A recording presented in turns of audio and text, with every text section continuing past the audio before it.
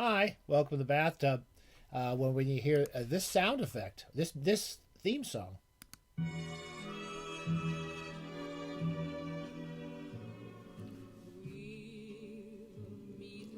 and we cut it off really quick because we don't want to get sued by Lotta Lenya. That's we'll meet again, and we're saying goodbye to David Lodge, the bathtub emeritus. David Lodge. We'll talk a bit about him today. He died about a couple of weeks ago. We haven't had a chance to do our saying goodbye episodes lately. But we are going to talk a little about David Lodge. Really very, very funny, very great bathtub companion. He's a bathtub emeritus in the bathtub here in San Luis Obispo.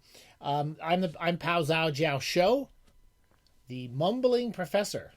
That's there's two things I want to talk about. One is I am, as you know, in China I am known as the foamy bathtub professor, but I should be known as the mumbling professor. Every once in a while, one of our very well-meaning and an alert viewers says, you need a microphone because I can't understand what you're saying. I've been hearing this all my life. I'm a terrible mumbler. I don't know why I taught. I'm so glad I don't teach anymore. Putting my poor students because I just mumble or I talk too fast. And I'm trying. This could be the non-mumbling edition or the non-mumbling attempt at a non-mumbling edition of the bathtub. See, I actually got a cool. Look at that.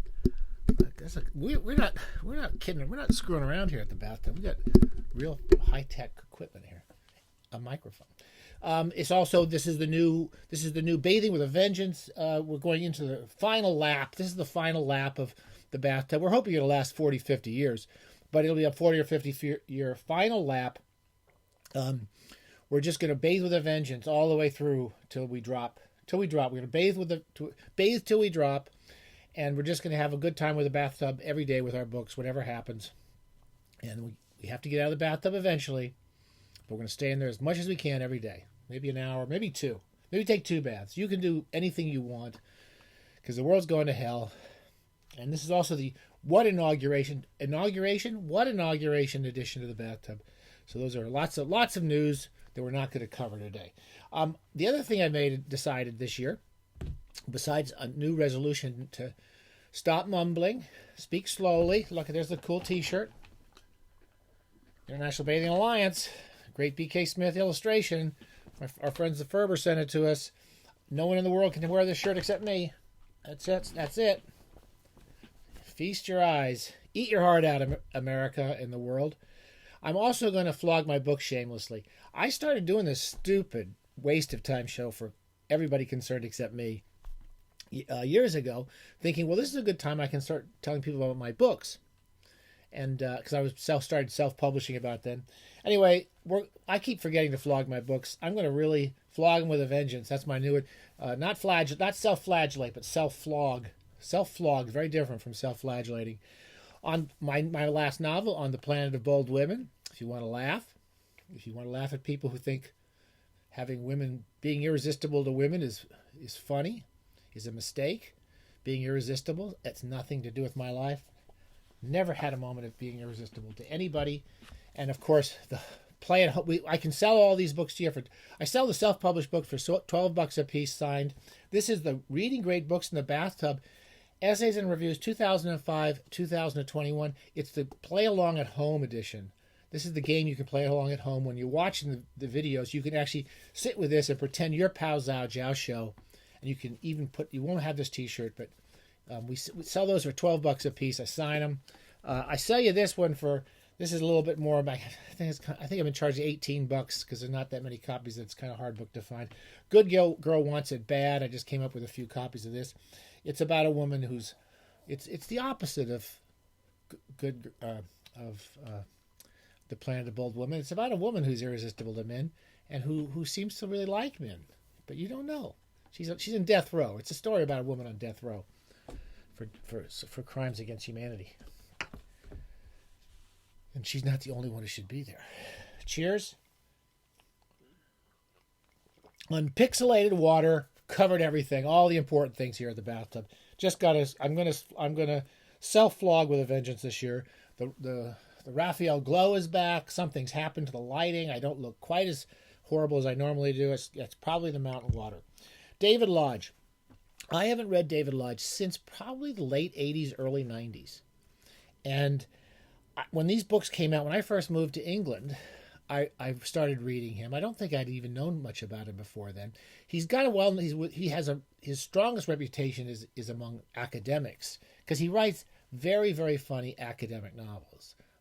Many of his novels are about academics in English departments, both in America and in England. He will make you laugh out loud. I haven't read these books in a long time. I read this and I read Small World, which is a sort of sequel to Changing Places. Changing Places comes out quite a long time ago. It's 1980s, 1960. What's the first year of this? Oh, 1975. That's 1975, and this came out a few years later. It was a sequel. It's 1984. He wrote a sort of stream of books after this. He's also written a novel about Henry James called Author, which I have not read. But the place to start is probably Changing Places, if you want to try this guy. He writes about Changing Places. He reminds me a little bit of one of our great favorites in the bathtub is Alison Lurie, because he writes about these academics and the real lives they live, and the kind of shabby existence of a lot of academics, and the small reward profession where you get the rewards are so small that you're pretty petty about. Look at this crummy glasses. Isn't that terrible? The small rewards of academics, and he writes very well about them. He also writes about critical theory. So there's always a little kind of a critical theory game going on in his books, and this one, metafiction, is kind of the game of the novel. And Alison Lurie does that similarly in her books. Coincidentally, this is a minor personal adventure in literature. I went to a dinner years ago. I think it was 1999 or 2000. I just bought my new place in London, which I loved, and was living downtown. I was in central London for the first time for most of my life, and I loved my place. And I was reviewing, and I did a review of Alison Lurie's novel, The Last Resort. I think it's called The Last Resort, a really good Alison Lurie novel, which nobody read. I think everyone gave it bad reviews because they didn't think it was quite feminist enough, but it was a brilliant, funny novel. And she had a dinner, and the publicity people invited me because they knew I had reviewed the book and gave it a good review. And I went to this actually a lovely restaurant which I started going to regularly called La Fourchette. I think it's the Fork, La Fourchette, out on Charlotte Street. This was 1999, and it was one of the few times I actually showed up at a place just surrounded by very illustrious writers. I was not one of them, obviously, but I was sitting next to what's her name? The long and short story of it, while my brain melts, is that David Lodge was there, and he was a fairly short guy, and he seemed pretty inebriated, but I talked to him for a minute. The other people that were there were like, my brain is completely melted here. Anyway, lots of famous people there. I had a good time. I hardly talked to David Lodge or even Alison Lurie. They were at the other end of the table. And that was my only real personal contact with David Lodge. Anyway, I was just starting this. The plot of this is sort of a perfect idea for Lodge because he writes so well about Americans and about the Brits. And it's about a British English professor, English academic, at a place called Rummidge University. It seems like Leeds or somewhere up north or out in East Anglia. I think David Lodge taught at East Anglia. It's out in the sticks, and it's kind of a beat-up old university. And there's a guy there named Philip Swallow who's never been a very successful academic. He's kind of reminds me of myself a little bit. He liked so many things. He liked teaching so many different things that he never specialized in anything. And he's never really quite moved up the ladder. And he exchanges places. So these are like those academic swaps that they make. Most universities do this. And there's a guy named Morris Zapp, who's a recurring character for Lodge, who's supposed to be based on the guy who did the Stanley Fish. I finally remembered a name. He was reader response theory. He was also a good Miltonian scholar. He's supposed to be loosely based on Stanley Fish. His name is Morris Zapp, and he's at a place called they call it What's the name of the place? He makes up all these names. Euphoria State University, which is Berkeley. And there's like a People's Park rebellion that goes on during. It's all just like Berkeley. It's across the bay from San Francisco. And Morris Zapp comes from this really good, prestigious university. He swaps with Philip Swallow, and Zapp has to go stay in this really crummy old neighborhood where everything's. It's like moving to England from America, especially from a nice neighborhood to what's a nice neighborhood in England, is quite an eye-opening experience. So anyway, he writes incredibly well about these two different characters. Each chapter has a kind of narrative gimmick to it. So the first 50 pages about these two characters flying back and forth. And then he does a section that's an epistolary novel. And then he does a section as a screenplay. And it's about how these two different writers fare in these two different countries. All I can tell you is reading it again, I remembered it pretty vivid. I remember parts of it well. I laughed my head off. I really had a great time rereading David Lodge and wondered why I hadn't kept up with him for so many years. I can only read just a small passage, and then I'll shut up. The sequel to it, A Small World, covers a lot of academics, and as I recall, they all end up going to a MLA conference. I think it's a takeoff on Quest Narratives. And it's lots of different characters from all over the world, including Philip Swallow and Morris Zapp, as I recall. Anyway, I'm just going to read a little passage from what it's like for Morris Zapp, who's used to living in luxury in Berkeley and having wonderful television sets and lots of sports programs on TV, to move to England, because I remember all of this in the 80s. I moved to England about 6 or 8 years after this, and it was still very similar. Anyway, here's about a paragraph and a half of Morris Zapp living in a kind of crummy bedsit in Rummidge. And one of the things, he goes to this new university, and when he first goes there, because the English are very shy with, especially newcomers, and especially Americans, he goes to this university, nobody talks to him.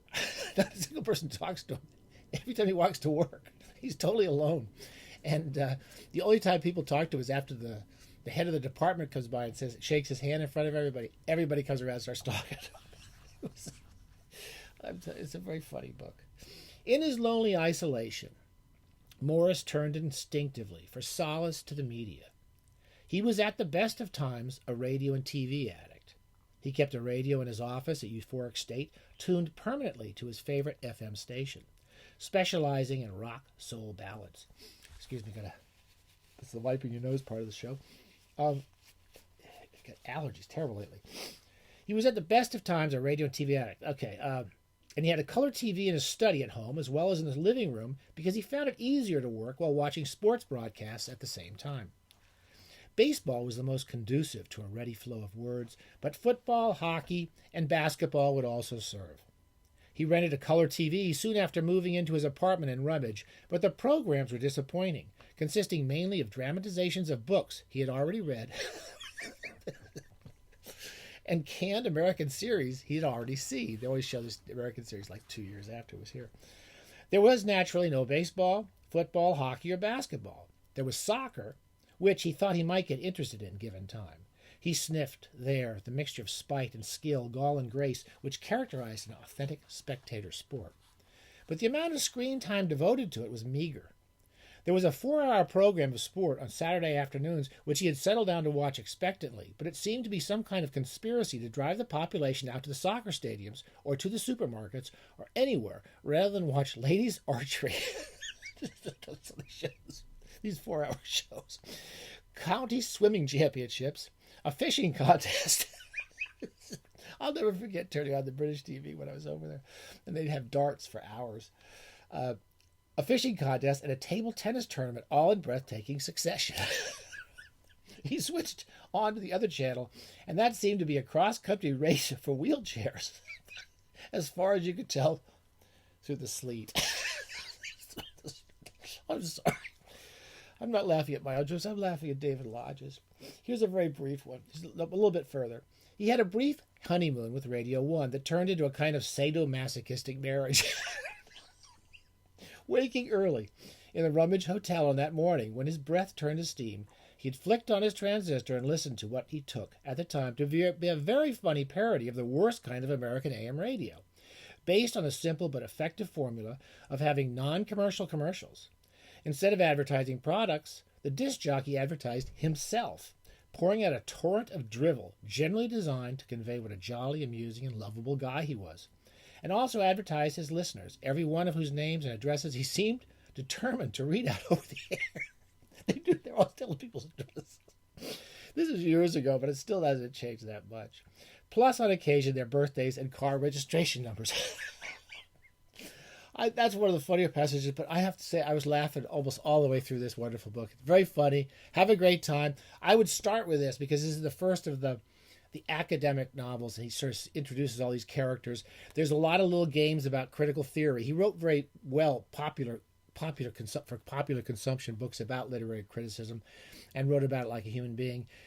Well, very funny writer. I didn't read his late books, but I'm going to try to correct that problem now. I didn't read his novel about Henry James, but I am going to reread Lodge over the next few years. We're sorry you're gone, David. You had a good run, we think, David Lodge, and I'm glad at least I met you briefly. And I will continue keeping your books alive because they're very funny books. Stay safe. Don't read anything about the inauguration, and have a good time in the bathtub.